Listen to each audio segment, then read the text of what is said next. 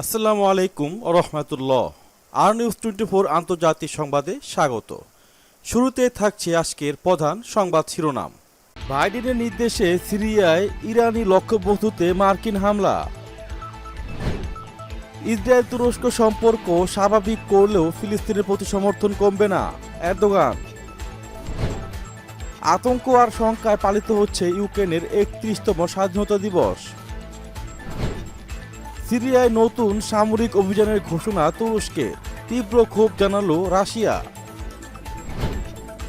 দেশব্যাপী বিশাল সামরিক ড্রোন মহড়া চালাচ্ছে ইরান। মহানবীকে অবমাননা আটকের পরদিনই জামিন বিজেপি নেতার। ভূমধ্য সাগরে তুর্কি যুদ্ধ বিমানকে তাড়া করেছে গ্রিস। ইউরোর মূল্য 20 বছরে সর্বনিম্ন, মন্দার কবলে পড়তে যাচ্ছে ইউরোপ। হাইড্রোজেন আমদানি করতে কানাডার সঙ্গে চুক্তি করল জার্মানি। ইমরান খানের নামে আরও এক মামলা। এবং সবচেয়ে থাকছে 500 বছরের মধ্যে সবচেয়ে ভয়াবহ খরার কবলে পড়েছে ইউরোপ। এতক্ষণ শুনছিলেন শিরোনাম, এবারে চলে যাচ্ছি পুরো সংবাদে। পূর্ব সিরিয়ায় বিমান হামলা চালিয়েছে যুক্তরাষ্ট্র। দেশটির পক্ষ থেকে বলা হয়েছে অঞ্চলটিতে ইরানের অভিজাত রেভলিউশনারি গার্ড কর্পস আইআরজিসির সঙ্গে সম্পৃক্ত গোষ্ঠীগুলোর ব্যবহৃত অবকাঠামোগত লক্ষ্যবস্তুতে এই হামলা চালানো হয়েছে।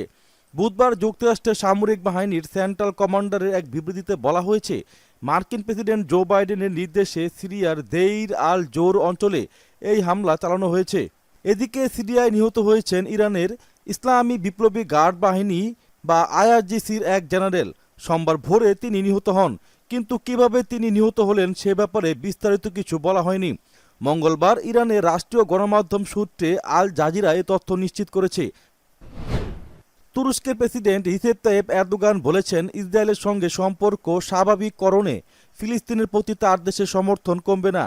মঙ্গলবার ফিলিস্তিনের প্রেসিডেন্ট মাহমুদ আব্বাসের সঙ্গে সাক্ষাৎ করেন প্রেসিডেন্ট এরদোগান। সাক্ষাৎ পরবর্তী সংবাদ সম্মেলনে তিনি এই মন্তব্য করেন। 3 দিনের সফরে প্রেসিডেন্ট মাহমুদ আব্বাস এখন তুরস্কে অবস্থান করছেন। তুরস্ক ইসরায়েল সম্প্রতি সম্পর্ক স্বাভাবিক করার উদ্যোগ নিয়েছে। এর আওতায় দুই দেশের মধ্যে সরাসরি বিমান ফ্লাইট চলবে। গত সপ্তাহে দেশ দুটির পক্ষ থেকে জানানো হয় তারা রাষ্ট্রদূত নিয়োগ দিতে যাচ্ছে। আতঙ্ক আর শঙ্কা নিয়ে 31তম স্বাধীনতা দিবস পালন করল আয়তনে ইউরোপের দ্বিতীয় বৃহত্তম দেশ ইউক্রেন। 1991 সালের এ দিনে রুশ নেতৃত্বাধীন সাবেক সোভিয়েত ইউনিয়নের থেকে স্বাধীনতা অর্জন করে ইউক্রেনীয়রা। বুধবার আতঙ্ক নিয়ে স্বাধীনতা দিবস পালন করেছেন ইউক্রেনীয়রা। সেই সাথে বুধবার দেশটিতে রুশ আগ্রাসনের 6 মাস পূর্ণ হলো।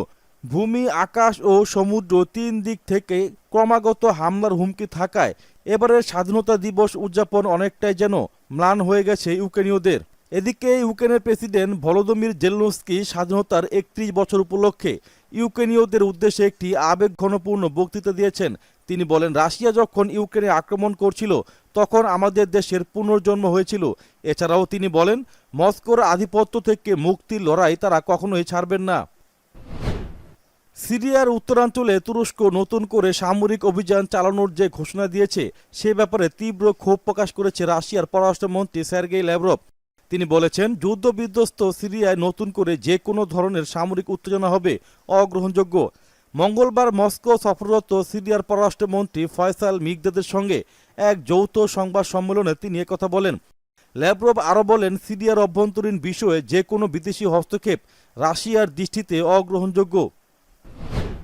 বুধবার থেকে দেশব্যাপী পাইলটবিহীন সামরিক বিমান বা সামরিক ড্রোনের বিশাল মহড়া চালাতে যাচ্ছে ইরান। ইরানের সশস্ত্র বাহিনীর উপ সমন্বয়ক বিষয়ক অ্যাডমিরাল হাবিবুল্লাহ সাইয়ারি এ খবর জানিয়ে বলেছেন, সেনাবাহিনীর বিভিন্ন শাখা এই মহড়ায় অংশ নেবে। তিনি গতকাল তেহরানে এক ঘোষণায় জানিয়েছেন, 150টিরও বেশি অত্যাধুনিক সামরিক ড্রোন দুদিনব্যাপী এই মহড়ায় অংশ নেবে। ইরানের সেনাবাহিনী, প্রতিরক্ষা মন্ত্রণালয় ও বিজ্ঞান ভিত্তিক কোম্পানিগুলো যৌথভাবে এসব ড্রোন নির্মাণ করেছে। মহড়ায় ইরানের ড্রোন শক্তির ক্ষুদ্র একটি অংশ প্রদর্শন করা হবে বলে তিনি জানান। আটকের একদিন পরই জামিন পেলেন মহানবী সাল্লাল্লাহু আলাইহি ওয়াসাল্লামকে নিয়ে অবমাননাকর মন্তব্য করা বিজেপি নেতা টি.আর. রাজা সিং। তার মন্তব্য নিয়ে ব্যাপক প্রতিক্রিয়া তৈরি হলে ধর্মের নামে বিদ্বেষ ছড়ানোর অভিযোগে মঙ্গলবার তাকে আটক করেছিল পুলিশ। এর একদিনের মাথায় বুধবার তাকে জামিন দিয়েছেন ভারতের আদালত। এদিকে ভারতের মজলিসে ইত্তেহাদুল মুমিনিন মিম প্রধান ব্যারিস্টার আসাদুদ্দিন ওয়াইসি এমপি বলেছেন, বিজেপি মুসলমান এবং মহানবীকে নিয়ে ঘৃণা করে, এটা ওদের অফিসিয়াল পলিসি। তিনি গণমাধ্যমকে দেওয়া সাক্ষাৎকারে এই মন্তব্য করেন। মহানবী সম্পর্কে হিন্দুত্ববাদী বিজেপি বিধায়ক টি রাজা সিংয়ের আপত্তিকর মন্তব্য প্রসঙ্গে তিনি বলেন, বিজেপি নূপুর শর্মা থেকে কোনো শিক্ষা নেয়নি। প্রধানমন্ত্রী সম্পর্কে তিনি বলেন, আপনার কি লজ্জা লাগে না?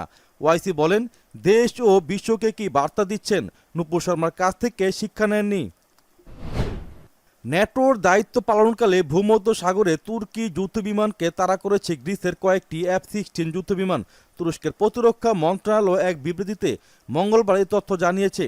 তুরস্কের অভিযোগ, ন্যাটোর একটি মিশন পরিচালনা করার সময় তুর্কি যুদ্ধবিমানটি ভূমধ্য সাগরে পূর্বাঞ্চলের উপর দিয়ে উড়ে যাচ্ছিল। এ সময় হঠাৎ করে গ্রিসের কয়েকটি যুদ্ধবিমান উড়ে এসে তুর্কি ওই বিমানটিকে বাধা দেয়। এ ঘটনায় ক্ষুব্ধ প্রতিক্রিয়া জানাতে গ্রিসের রাষ্ট্রদূতকে তলব করেছে তুরস্ক। রাশিয়া ইউক্রেন যুদ্ধের প্রভাবে ক্রমে মন্দার দিকে ধাবিত হচ্ছে ইউরোপ। এরই মধ্যে মূল্যস্ফীতি এক দশকের সর্বোচ্চ পর্যায়ে পৌঁছেছে। সেই সঙ্গে গ্যাসের উচ্চ মূল্য নাকাল ইউরোজোনের দেশগুলো। এমত অবস্থায় জার্মান ও ফ্রান্সের দুর্বল অর্থনৈতিক ডাটা মন্দার সংখ্যা আরও বাড়িয়ে দিয়েছে। পরিস্থিতি দেখে মনে হচ্ছে জ্বালানি ও অর্থনৈতিক সংকট আরও প্রকট আকার ধারণ করতে যাচ্ছে ইউক্রেন জোনে। ইতিমধ্যে এর প্রভাব মুদ্রাবাজারেও পড়তে শুরু করেছে। মঙ্গলবার ডলারের বিপরীতে ইউরোপের এক মুদ্রায় ইউরোর দাম ২০ বছরের মধ্যে রেকর্ড পতন হয়েছে। এদিন ডলারের বিপরীতে ইউরোর দাম কমেছে 0.9901। ইউক্রেন যুদ্ধের কারণে রাশিয়ার সঙ্গে টানাপোড়েন চলছে ইউরোপের। এমত অবস্থায় রাশিয়ার গ্যাসের উপর থেকে নির্ভরতা কমানোর চেষ্টা করছে জার্মানি। এর জন্য কানাডার দ্বারস্থ হয়েছে দেশটি।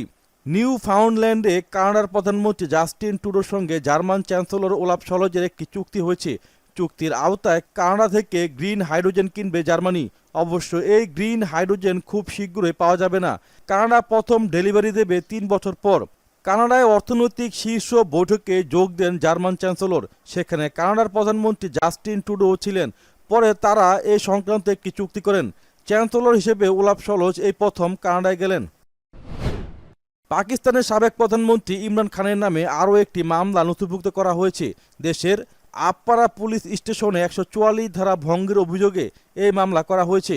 গত শনিবার এক সমাবেশে ইমরান খান ইসলামাবাদের পুলিশ প্রধান, উপপ্রধান এবং একজন নারী বিচারকের বিরুদ্ধে মামলা করার হুমকি দিয়েছিলেন।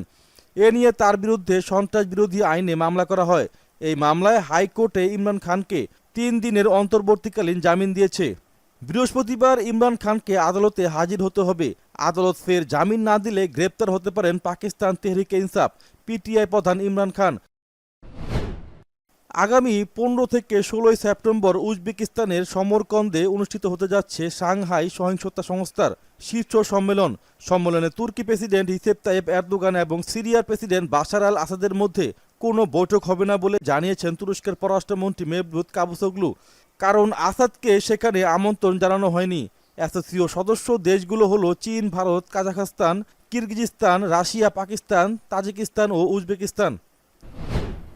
ইউক্রেনকে আরও ৩০০ কোটি ডলারের সামরিক সহায়তা দেওয়ার ঘোষণা দিতে যাচ্ছে যুক্তরাষ্ট্র। বুধবার এ ঘোষণা দেওয়া হতে পারে। একজন মার্কিন কর্মকর্তা মঙ্গলবার এই তথ্য জানিয়েছেন। ইউক্রেন তাদের স্বাধীনতা দিবস পালনকালে এমন ঘোষণা দেওয়া হচ্ছে।